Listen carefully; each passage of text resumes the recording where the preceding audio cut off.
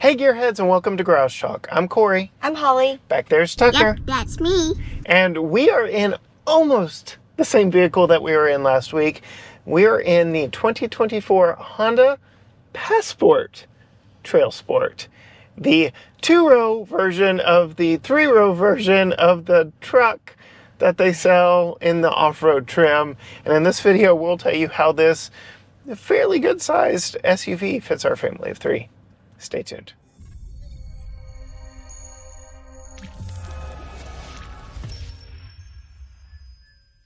All right, Holly, same song, second verse, almost exactly. And just like last time, you've spent more time with it than I have. You got to do all the things because when it arrived, I was not in town. So you'll be able to speak a little more authoritatively to child seat and such as that. Oh, we've done a lot of traveling in both the Honda Ridgeline and now this Honda. Yep. We've spent a lot of time in these cars. All right, what did I tell you before this one showed up?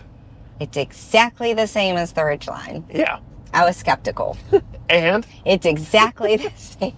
There are some differences, yes. But you know, the drive and those. handling and feel of it is a lot the same.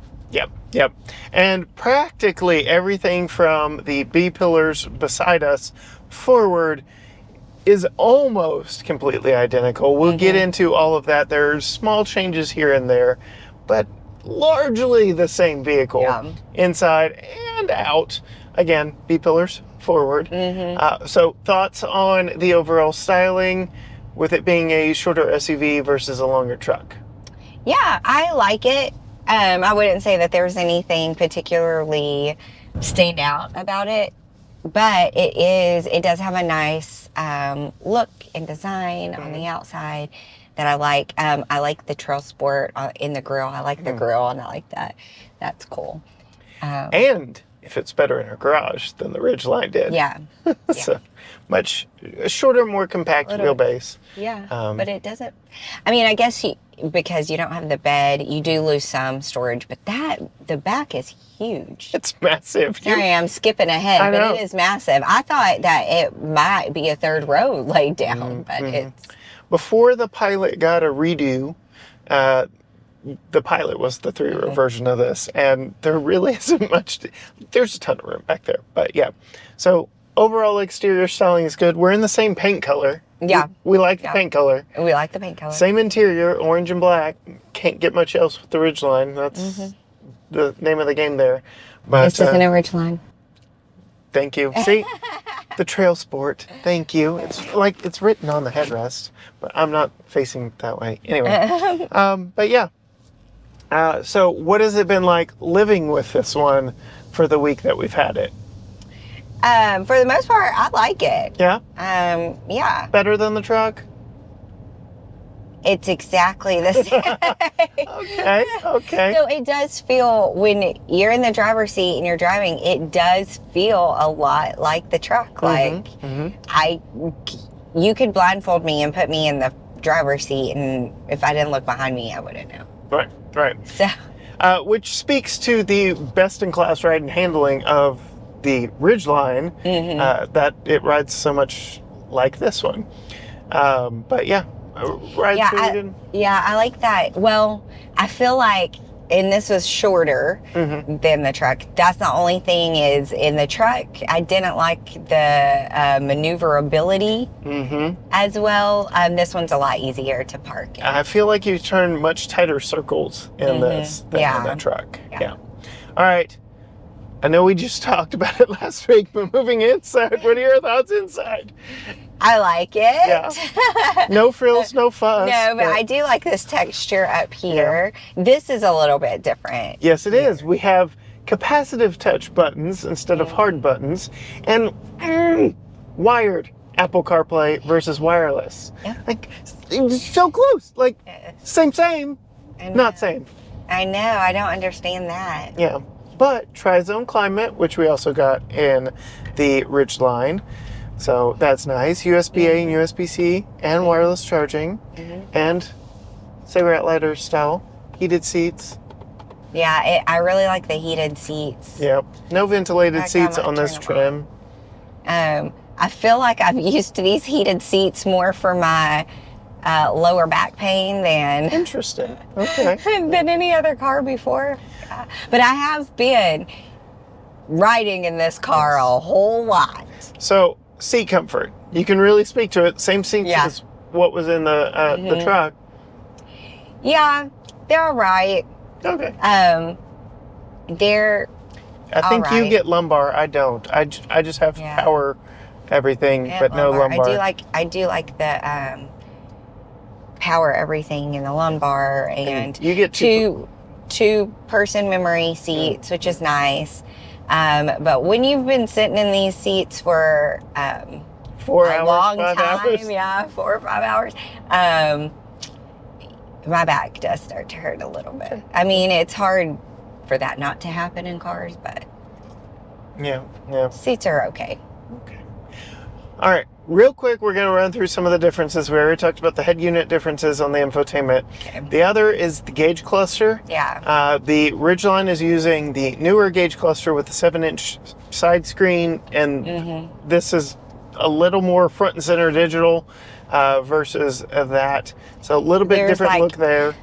It is very minimalistic, like no overload here, but almost to a detriment. Another thing is the steering wheel is different. The first Ridgeline we had the steering wheel, and I had to remind myself what the steering wheel looked like because I knew the Ridgeline we just got out of had the new one, and I remember the round buttons, so that's a little bit different. Head unit, like I said, is different. There's a little interesting thing here that where your buttons are on your steering wheel. It's kind of sparkly. Interesting.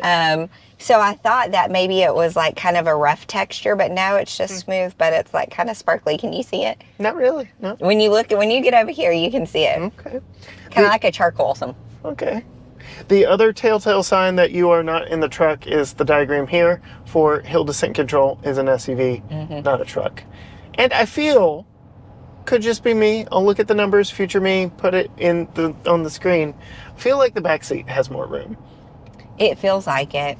It's a sliding 60-40 split second row seat, which probably made installing child safety seats easier. I haven't done it yet. Any tidbits for me before cutting to me installing the child seat? No, it was really easy to put the child seat. Yeah, much easier than the... The only thing that was a little tricky is the latches are underneath a flap. Okay. So it took me, I mean, if you read your owner's manual, which you should anytime you're installing a car seat, it probably says that, but it took me a minute to find one of them because it was under the flap. Smash cut to me putting in Tucker's child safety seat. All right, Tucker's child safety seat. I'm not putting it down. We're in the dirt and mud out here right now. But let's talk about very quickly how much room is in this vehicle for rear-facing and forward-facing car seats. You can see, didn't move this seat at all, and Tucker's car seat is already very nicely into place. This is his Graco extended fit car seat, the same car seat that he rode in when he was rear-facing. So very impressive with the fact that I did not have to move this seat forward. Fits in here, wedges in very nicely. But as you know, he doesn't ride in this position anymore. So we're gonna turn him around and put it in as it is intended to go. Where did my top tether go? We'll drop that down behind the seat. Come on, my goodness. This is not cooperating. It's because I'm trying to go fast. And then as we slide this into place, I will note these are 60-40 split bench seats. They're also reclining seats, so that'll come in handy when we go to make sure it's good and tight and snug into place. The top tethers, or the lower latches, excuse me, are a little bit hidden between the fabric, but once you get to them, it's rather easy to get those installed. And then for me, at 5'10", this vehicle is a little on the high side when it comes to snugging that in and getting it good and tight. But there, nice and tight there. I'm gonna go ahead and lean that forward just a bit. And then, favorite feature, sliding seats. I wish they went a little bit further forward because now I'm kind of having to do this method blindly, but there is a top tether way down low at the base of the seat in the center that I'll go ahead and attach that to. And now I can, let's see, work and get that down two-handed. So very nice and snug, all done here from the passenger side. This is the reason why so many SUVs are purchased. It is easy to put car seats in, and it's easy to snug them down from one side without having to go around to the back, especially sliding seats. I like that a whole lot. But now let's go back to the back and show you all the immense amounts of storage space back there. Coming to the back of the vehicle, you can see here we have an electronic release hidden right up under there. Opening the rear hatch gives you a ton of room. Class leading 50.5 cubic feet of storage space, and I absolutely believe it.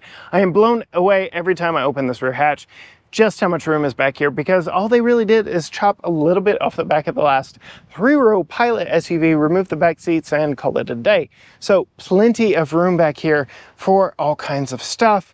It is nice and wide, very easy to use and open and get into. When you do get into it, there is even more hidden storage underneath here, and you can see big enough for my backpack.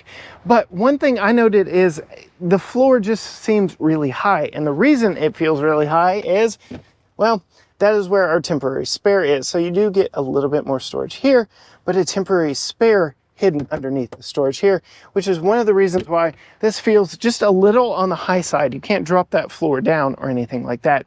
You can fold the seats down nice and easily from that button right there and have over 100 cubic feet of storage space with both seats folded. I really like just how flat it is. This is really approaching minivan territory of interior space. This does roughly share a platform underpinnings with the Honda Odyssey minivan. So yeah, there's a lot of room in here, and it absolutely works. As far as space, I'm 5'10". There's so much room underneath the hatch. Works very nice. The button is right here. We'll go ahead and close it.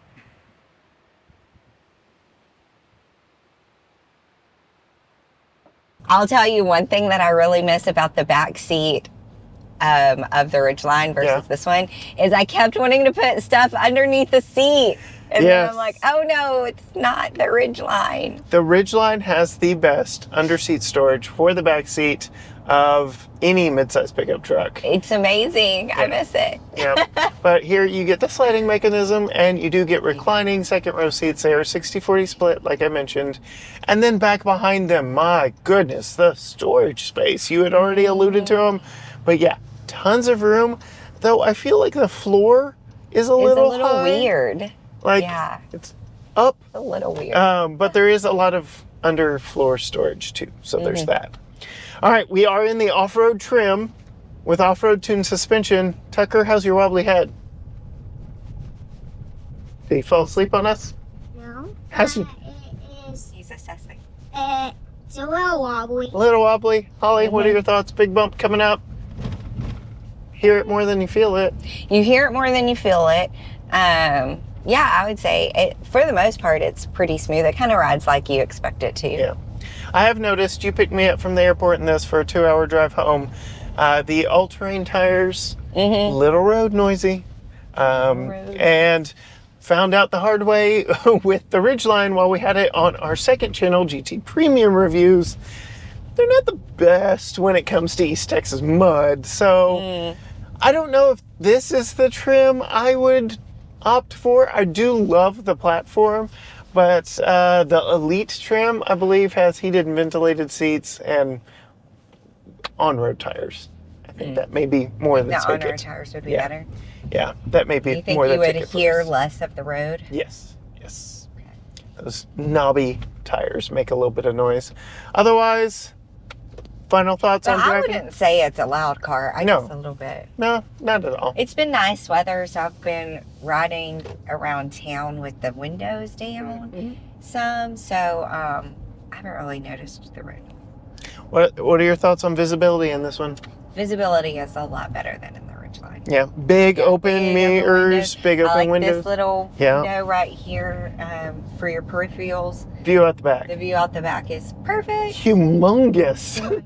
Like, yeah. There were several trade-offs to the pickup truck form factor, especially when it came to rearward visibility. Like, I can't believe just how much out the window you see in that rearview mirror. Yeah, So, it's a lot. Yeah, there is that. All-wheel drive system works very well. Almost makes filming these vehicles boring. If it weren't for the tires that we experienced again on a premium review, there really wouldn't be much to talk about when it comes to the traction of this vehicle all the way around. Pretty good. We're talking storage. Tons of storage. Lots of storage. I like this little shelf over here. You've got your makeup shelf there. A little shelf here. Yeah. Nice textures. But yeah, I love that this is not that gloss black. Yeah. Terrible. Yeah. The wireless charger is not the best. It's the phone heater. Yeah. It is the phone heater. But you can turn that off, so it's just a pad storage place. I will notice another change from the Ridgeline. The doors are different. The door panels are different. So instead of a cup holder with a phone holder, as you got on the Ridgeline, you get 2 cup holders in each door and shades. Yeah, shades in the back. I like that. Any other thoughts before I look up the window sticker on this one? I don't think so. Maybe it's in here. Haha. It is. It's in here. They didn't send it to me digitally, but I got a paper copy. All right. Fuel economy, 19 city, 24 highway, 21 combined. I did not reset it, and I did not remind you to reset it when we got it. So I can't speak to exactly what we have gotten, but thoughts on MSRP, manufacturer's suggested retail price? First, I'll ask, do you think it costs more or less than the truck? Less. Correct. And you probably don't remember what the truck cost. How much is I don't even. I remember I was shocked by the price. But. Okay. I'm going to say, well, it's a TrailSport, 48. 46,330. So, this one is, again, equipped just the same as the truck was, but a few options are different, but fairly nice. Yeah, we didn't talk about you have the rear. We alluded to it. We did. Yeah. Okay. Well, Tucker and I have used that, and it's worked really well. Yeah. Tucker, what are some of your thoughts on this one? You like it? Yeah. Yeah. You like the orange stitching? Yep. All right. Anything else for you? Could you see this being our family vehicle? Yeah, for sure. Do you suppose that this being the TrailSport is more for the looks side of things versus the capability side of things? I already told you the tires aren't the best, and the all-wheel drive system is the same no matter which one you get. So, Yeah, I don't see anybody taking this guy off-road. Which isn't a bad thing. It's a good, solid vehicle that we could see fitting in our garage, both literally and figuratively. And on that note, if you want to see more from Holly and from Tucker, some behind-the-scenes stuff, go find her on Instagram and Facebook at Female Consumer. You can find all things GT Garage Talk at GT Garage Talk. Facebook, Instagram, X, TikTok, Threads, YouTube, you name it, at GT Garage Talk. Or you can go to gtgaragetalk.com. As for us, we are off to an Easter lunch. So until next time, gearheads. Bye.